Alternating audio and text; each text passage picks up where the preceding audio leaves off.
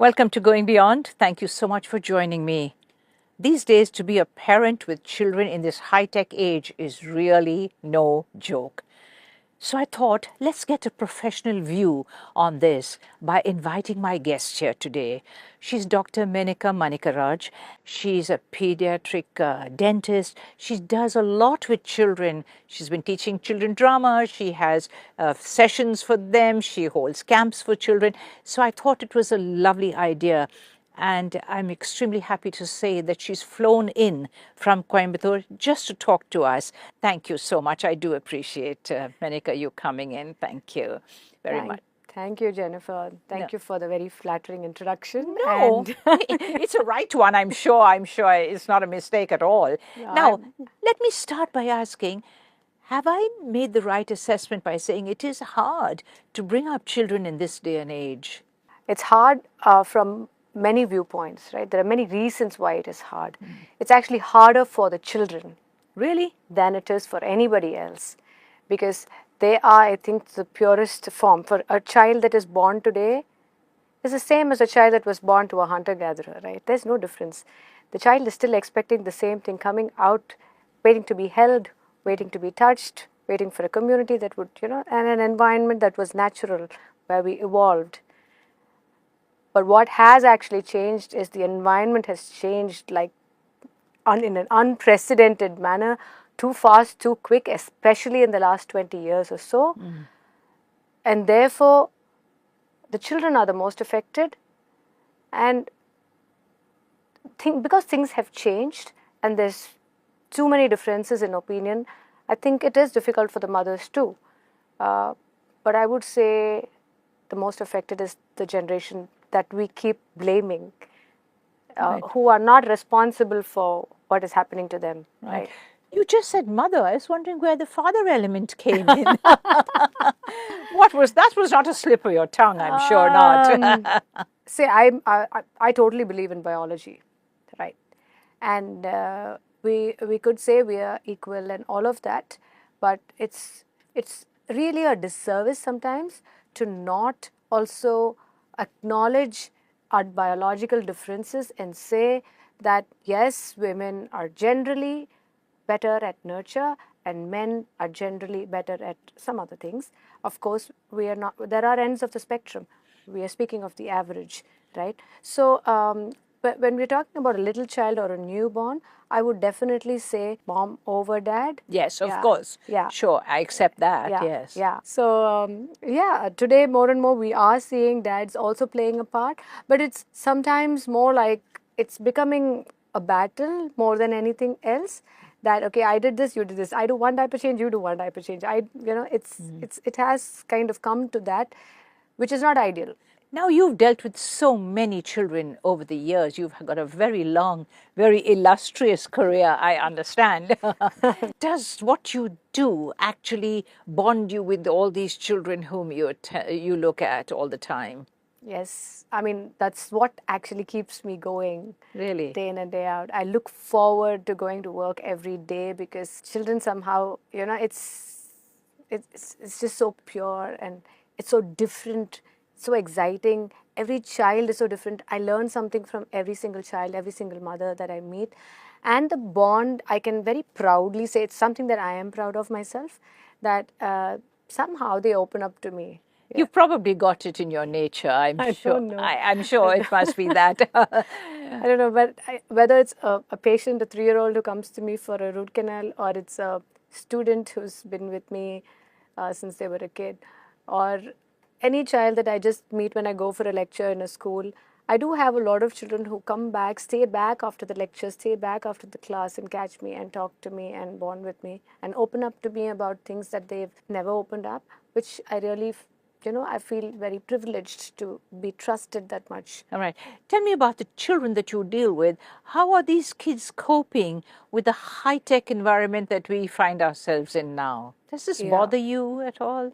That's the most important part of the work that I do. So it's something that I've been working very deeply and intensely with for the last 12 years, but actually researching for the last 20 years since I was a student myself. So like I said already, like when we started, the brain of a newborn baby is that of, a hunter-gatherer baby. Yeah. And then we are giving it all these hyperstimulative Right, environments. yes. Yes.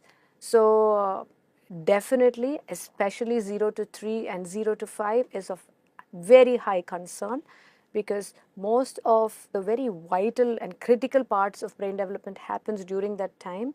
And we have parents today who are giving devices to their children as young as 4 or 5 months old. By devices, you mean a cell phone? You mean a Cell laptop? phone, laptop, iPad, you name it. There's something wrong there to my mind as well, just as a lay person.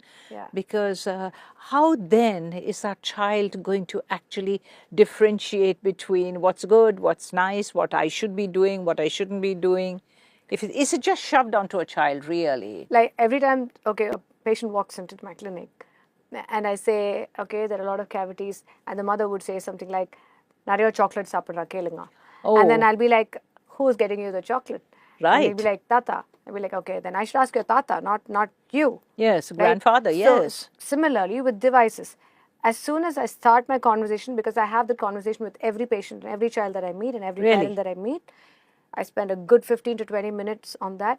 And every time I ask the parents, okay, what's the screen time like? They immediately point to the child, see? And then I say, I'm not asking him, I'm asking you. Because who bought the cell phone? Who gave it to him? And why did you give it to him? And if we could only ask that one question, okay, why am I actually giving the phone or the iPad to my child?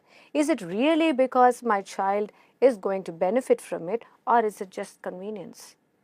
I think that clarity, that question, every time we think we are justifying ourselves by giving it, I think that one question will give us the answer, because 99% of the time it's because it's more convenient for us.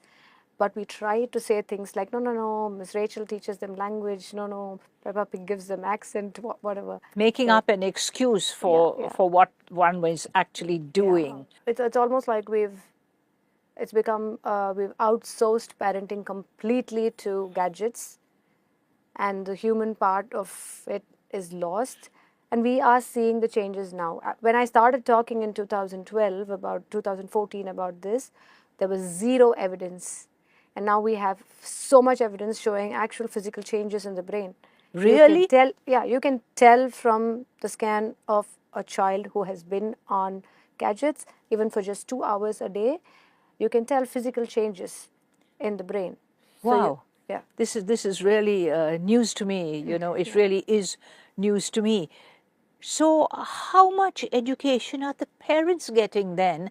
In don't do this. It's not necessarily the right thing that you're doing, or don't they listen to people like yourself? I mean, you're a psychologist. You've been dealing with this kind of issues for just so long. I mean, what is the medical fraternity doing about it? Yeah, so I think just like we have vaccinations, which have become mandatory, and we all talk about it. So when a baby is born, I think very sadly we keep talking about prevention is better than cure, but we don't practice it, especially doctors. I think it's every doctor's duty to, as soon as, even before the mother, even before the baby is But born, to start talking about what not to do, to not give in. Because it's very important, because these mothers also don't really want to, many of them don't want to, but what happens is they have a second baby sometimes, and then they're like too busy, there's no help around, they a parent passes away, they suddenly shift jobs or they shift home, something changes in the environment, and then they think, okay, for these few weeks let me manage with just giving this device. gadget, And yes. but if only we could actually prevent this by educating them even before this happens, saying, okay, see, this could happen, this could happen, this could happen, and all these are the points where you will kind of give in to the temptation to giving. And you know what will happen after that? That just within a few days, you will see these changes in your child. Your child is going to get addicted to it. He's going to show some behavioral changes, some emotional dysregulation, and blah, blah, blah. And if you're going to actually scare them, which is the truth, so if you're going to give them the undiluted truth, it's going to be quite scary. And no mother is going to ever do that. Right. So my next question, you've taken it from me, that I was going to say whether parents actually listen with rapt attention when somebody like you is talking just the way you are right now to me. I mean, I am absolutely enthralled, and I'm literally, just listening really carefully to what you're saying to me. So, how They do the do. parents react, Manika? I talk to large groups of parents, small groups of parents. Most parents are, you said they are, because my content is quite evidence based and scientific, and therefore it's quite engaging. And because I do have the clinical experience as well, so I keep giving them, real life anecdotes. So from one talk to the other, from today to tomorrow, it's going to be different because I've already seen 10 other children, right? Yeah. So it keeps evolving. So it is quite interesting, the content. So people are definitely very engaged till the end. But I also always will have that 2 or 3 people in the crowd would question, saying, but then ma'am, technology is, this is where the world is headed. We can't leave our children behind, but my child is learning so much from it. I'm learning so much from it. And all these reasons why they want to not take it away from them. But what happens with us is, the more we keep ourselves distracted, right? You overstimulate yourself and you keep yourself more and more and more distracted, the more distracted you become. And a person who has kept themselves too distracted loses the ability to say what is relevant and what is irrelevant, what is foreground data, what is background data, what is important, what is not important, what is useful and what is not useful. Right. And then, so what happens is, this parent who's talking to me sometimes is themselves consuming too much information and is unable to see that they could do away with most of the stuff they're consuming and actually just, see this much. Correct. So to be able to see that, you need to now detox. You need to now give downtime, and like complete downtime, to actually try and rewire this brain to come back to their senses, to actually see and prioritize and say, oh yeah, I actually didn't need this. Oh, this is not important. This is just waste of time. This is not relevant to my life, because that's what the algorithm is feeding you, right? We had the whole world watching Johnny Depp's divorce for like ever, and every single person I spoke to had a reason why they were watching it, though it was not related to them. So what happens is, the more you keep yourself distracted, the more you lose, the sense of, is this necessary or not? And then everything starts looking important to you. And then you consume more. Right. What has been your reaction when you have talked, and I presume you do talk a lot to schools? What's the role that schools are playing? Are they in any way aware, conscious of the issues that this kind of thing brings? Schools, it's very mixed. Really? Okay? Different categories, or the different teacher age, what do you call it, the primary teachers. Yes. Everybody has different concerns. To empower these teachers to be able to see those warning signs of, who is this child who is all the time distracted, who is not making eye contact, and then go to the source of it, right? Who is speaking out of context all the time, right? Is not able to respect boundaries, is not able to remember my instruction and follow through. If I say 3 things in a row, he will do the last one, but he won't remember the first and second one. Small things like that. I think it's very important for us to educate the teachers also to identify this. And what are the schools doing? So all the schools that I've been to at least 70 schools now. None of these schools I have approached them. Okay, it's been by word of mouth, and schools have called me. There is a small percentage of these schools where they want to work on prevention, where they actually believe that this is very necessary to educate the parents, and they want, because they're seeing what's happening with the children, they're seeing the parents are not connected with the children, they're not giving them enough time and all of that, and they want me to talk to the parents. But in most schools, they call me only when something has already very badly gone wrong. And what do they expect you to actually go there and do, Manika? I mean, what is the solution that you as a doctor can actually offer? So what I do is, I do a 3-hour lecture, okay? Not a lecture, it's a workshop. It's an interactive session where with the children or the students or the this is how teachers? I work. I first talk to the teachers and the leaders of the school, because I want to understand firstly, how dependent is your school on gadgets, on technology? Do you send your homework through WhatsApp? Do you use Google Classroom? Are you telling your 11-year-olds to research online? These are things that I want to first find out before I can even. So then I kind of get an understanding and give them a few suggestions. Then I move to the parents. With the parents, I do the entire session. Like, they scared, like they are really scared at the end of it. Some of them are crying, but I don't mind. I feel bad, but I have to give them the truth. And then you do what you want with it, right, in your situation. But this is what it is. If you're giving it, this is what is happening. So at the end of which, they fill a form called Screen Strong Promises. They I give them handouts. They choose what they are going to do from that day onwards for the next 30 days in their homes for themselves. Okay, this is a promise they make themselves. They are not accountable to anybody else but themselves. And I give about 11 things, out of which they're free to choose 4 or 5 or how many ever they want. But it's a promise they're making that from that day onwards for the next 30 days, they're going to do these things at home. Second, behind, I have something called screen-free activities. They identify 5 activities that they will do, which is screen-free. Maybe Nice. bathe my dog, visit my parents, start my Play in the crochet park, again. do Yeah, whatever. whatever that you haven't done, read your book. And they are told not to talk to their children about the session. Because what happens is the minute they hear all this, they go back home and they're like, Blah, blah, blah. yeah, yeah, She yeah. said You know this, the what? You doctor know what? said. I always told you this. Yeah. So I said, please don't. Because, you know, when they come to me, I don't want them to already think that I'm the monster. They already make me out to be the monster as a pediatric dentist. Yes, of course. Yes, correct. So then we do that. And then I meet the children. Because, Jennifer, the children are the easiest.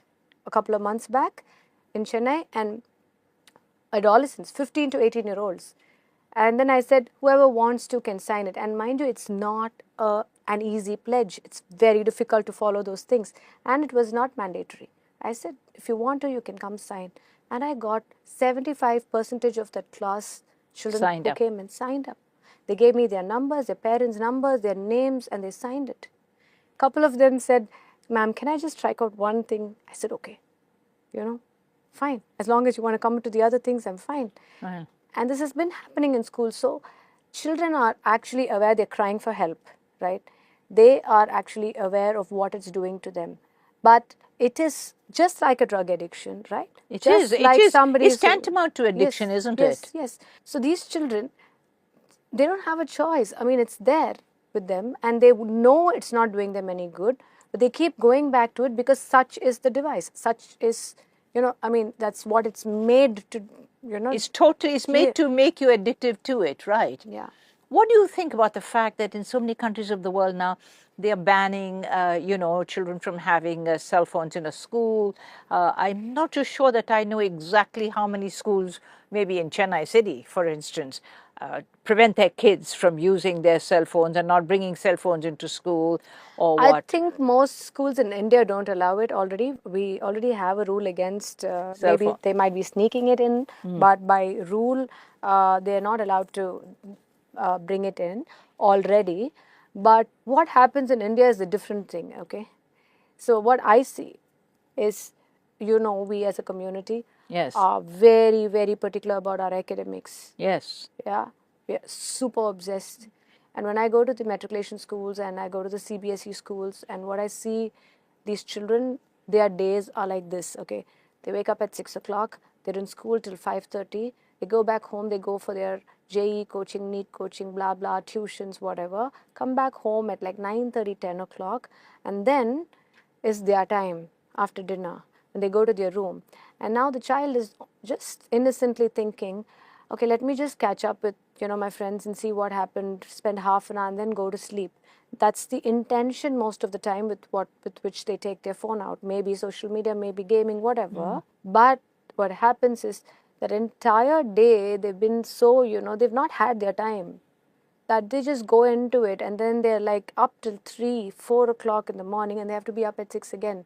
And the parents in most cases have no clue about this. So the average time that I'm getting, sleep time that I have been getting from my study that I've been doing from 1,400 adolescents so far is 3.5 to 4 hours. That's crazy. Yes. I cannot imagine that a child can actually survive the whole day, the whole of the next day. They don't. On a That's why they're 3.5. sleepy in class. That's why they're irritable. That's why they're frustrated. That's why we're having mood swings. That's why they're sleeping off in class. They're not attentive.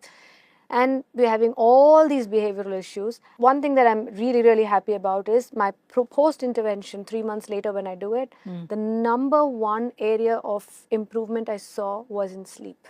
In sleep. 63% of the children reported that their sleep is much better, it's increased. Because another thing I found, Jennifer, is that our children have an association, especially high school, of guilt with sleep. They're expected to wake up early. Sleep is like a sin according. So when I'm standing Wow. there as a speaker, yeah, I know it all would Yeah. sound crazy to you, but even for No, me, no. the first time I heard it, Yes. I was like, oh my God, because in one school, 30 children stayed back to talk to me after the lecture. And out of them, I think 24 or 25 of them asked me, ma'am, you're telling us to sleep for 8 hours. How, ma'am? How, ma'am? We have to study now. Really, you really mean it?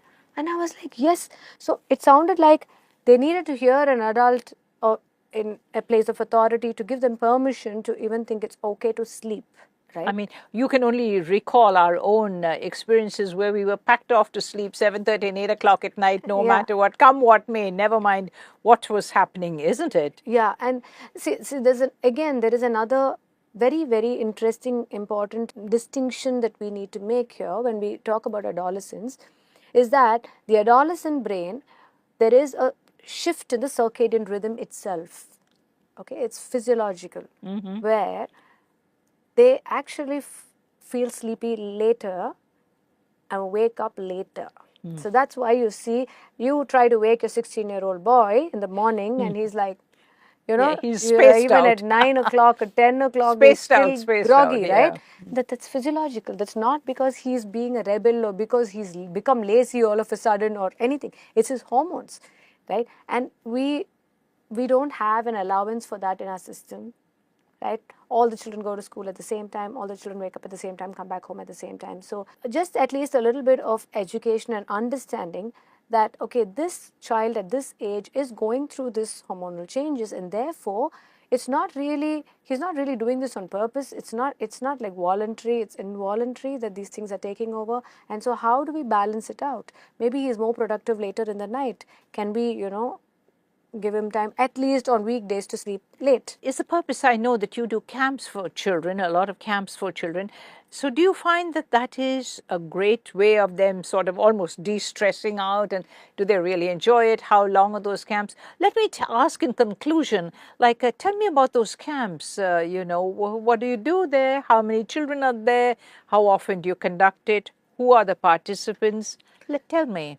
I do two kinds of things, Jennifer. I teach drama, and How lovely. yeah, oh, I love it. Yeah. So my course is called Let's Act. The full form of which is Let's Get Our Act Together. So it's life skills and social skills through theater. Okay, simple things like not speaking out of context, holding on to a thought, being able to take a no, knowing your boundaries, respecting your agreements in class, stepping back sometimes, leading sometimes, belonging sometimes, standing out, speaking up, not speaking. All of these very simple, subtle things that children should automatically learn from their environment, which sadly they are not today, because we do not have enough human interaction, simply because of that, right? So this is what I try to bring in these classes. And when the batch is ready, when I say ready, I mean like I've kind of, Shepherd them to that point, to yes. a point. That's when we take a script, we write a script for that class, and then we make it into a production. That's one kind of camp that I have. It's regular ongoing classes, and I also do 3-day, 4-day camps, okay, for different depending on the age groups. The other camp are the farm camps that I do, which is more all the outdoor stuff. You do your rope courses, you swim, you harvest, you plow, you do your mulching, you do your sowing and planting and harvesting and beekeeping and cook together, camp together, drum together, do drama, Lovely. do a lot of stuff. I'm getting excited thinking about all the stuff that, we ourselves learnt as children because we were encouraged towards it, Yeah. Have you put how many? I mean, you did say that you like 60, 70 schools is where you've been. Are there other people like yourself who are doing this kind of thing consciously so that children and parents, or parents, first of all, I can see, will get aware that this is not going right? They should be doing it differently. Are there other people who are doing this as well? I know a few psychologists, but see, the thing is, when I sit, okay, for my practice, the child who comes to me is already affected very badly, and we see them after that. And it's actually at that point very difficult to even tell, because today we have something called virtual autism and virtual ADHD, or secondary autism, secondary, where it's very difficult to tell the difference, because you have to go deep into the history to figure out when did the screen start, before that what was the child like, when did the developmental delay happen, what happened to the speech, how was it before, how was it after, what were the other things in the environment that could have affected it, and all of this before we can even arrive at a diagnosis. Even then, we are not sure. While one-on-one work is happening, where there is a need, and the school refers usually to a psychologist or a psychiatrist, or the school refers to a special educator, or a pediatrician picks it up. Usually what is happening is we've lost the golden period. When are we picking it up? We're picking it up at 3.5 and 4 or later, when the child goes to school and the teacher tells the mother, your child is not able to sit in one place. Your child is not able to follow instructions. He's not speaking like the other children. Then they go to the pediatrician, and then the pediatrician says, okay, you need to stop screen time. You need to. But if only we could have done that before, Earlier. or if only we could have prevented that. Because very often, I'm telling you, it's a very depressing place to be. To see that child who walked in at 4.5 or 5 and not able to speak at all. And I'm not saying that this is always only because of this, because we'll never know, but definitely the ratio is increasing. When there is no medical history, the child was a full-term child, everything is fine. Okay, yes. Except that I know that between 1 and 3 years, this child was put on a device. And then you know that this has happened. And then the catch-up is very long, lengthy and difficult, I'm sure. And maybe never happens. Really? To the normal extent. I think that this conversation with you has really opened my eyes in a way that nothing else has, meaning to say that I've never really read that much about it, about this whole issue, but I wish that there would be lots more people like you telling parents that it's not easy, but if you make the effort, your child can be developed in the right direction, which I think is absolutely so important. Manika, I just want to thank you. I'm so grateful. Can I just add one small thing? Please go ahead. Yes, let me give you that time. So because you asked me about schools and are there other people doing it? Yes, it's important. It's very important, yeah. So what I'm planning now is that I do something called a Screen Safe School project, which is 6 months long, where I will train the teachers. It's good. Yeah, so that the work can go on there. So I do a few sessions with the children, with the parents and the teachers, and then you pick a few teachers and then train them to handle it. So training the trainer kind of a thing, where it'll be a certified course called the Screen Smart course. And that's something that I'm really planning this year. That's the plan that I have. Well, I hope that will get off the rails very fast, and that more and more schools will do this kind of thing and encourage, because I really think that often it can be a real little lack of knowledge on the part of people who are actually dealing with children, and because you're a parent, you don't know everything. You honestly don't know everything. So I really want to thank you so much again. And I do appreciate the fact that you have flown in all the way from Coimbatore. I know it's not very far, however, giving us your very valuable, precious time. But I think it's very important for people like you to be sort of talking about this and to be bringing an awareness about this. I'm so grateful to you. Thank you. Thank you so much for inviting me, and I'm grateful for Thank you very much indeed. Thank you. Well, it was great to have Dr. Manika here with me. I think that she has opened my mind. She's opened my whole thinking process. And I hope that she's done the same thing to you out there in your homes, because all of us are either parents or grandparents or whatever it is. And I think it's very, very important for us to be listening to professionals like this who will give us the right direction. It's a question of us listening, following, and really at the end of the day, it's our children who will benefit. I'm so glad that you could join us here on Going Beyond. And don't forget to watch us every single weekend. You know the time, and every single weekend. It's on, the show is there. It's for you. It's there on YouTube. So at any time you can refer back again to what she has told me today. So until the next time, you take care. Bye for now.